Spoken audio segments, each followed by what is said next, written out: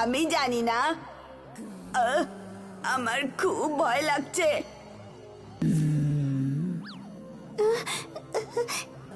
আমার খুব ভয় লাগছে।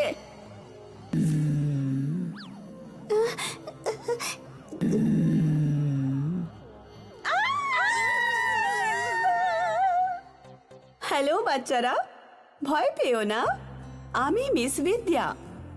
আমি আজকে বাঘের মতো সেজে এসেছি। বাঘ?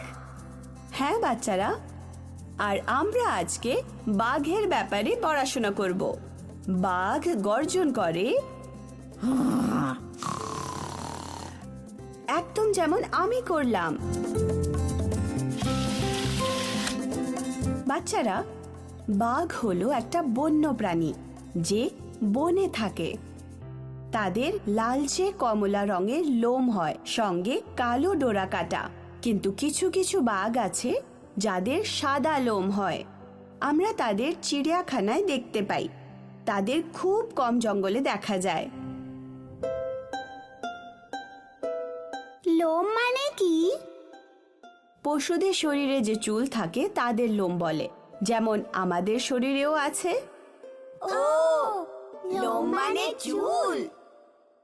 হ্যাঁ বাচ্চারা, তারা হলো বন্য প্রাণী। তার মানে তারা আমাদের সাথে বাড়িতে থাকতে পারবে না। তারা থাকে জঙ্গলের মধ্যে।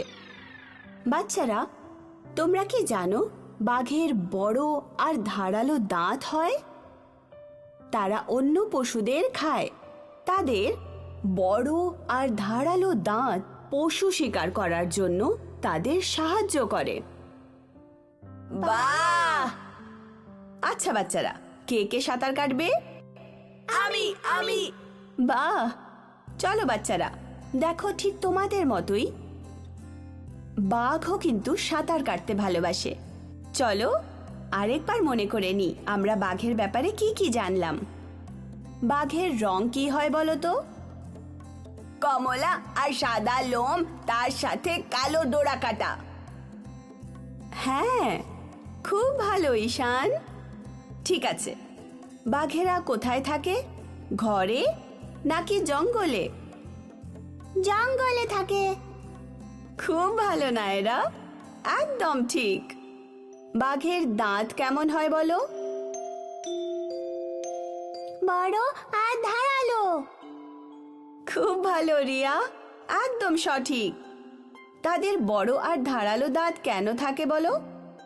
যাতে তারা অন্য পশুকে খুব সহজেই শিকার করতে পারে।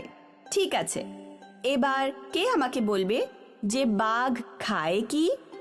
অন্য পশুদের। বাহ, একদম ঠিক। আমার সব বাচ্চারা কত বুদ্ধিমান।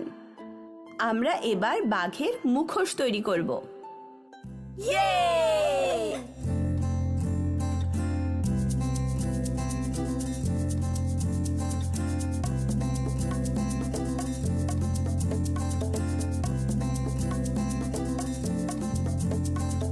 আর এবার কে আমাকে বলবে বাঘ কিভাবে গর্জন করে?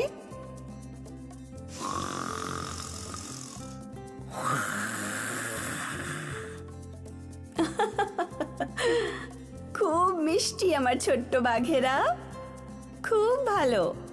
আমি খুব গর্বিত তোমাদের নিয়ে।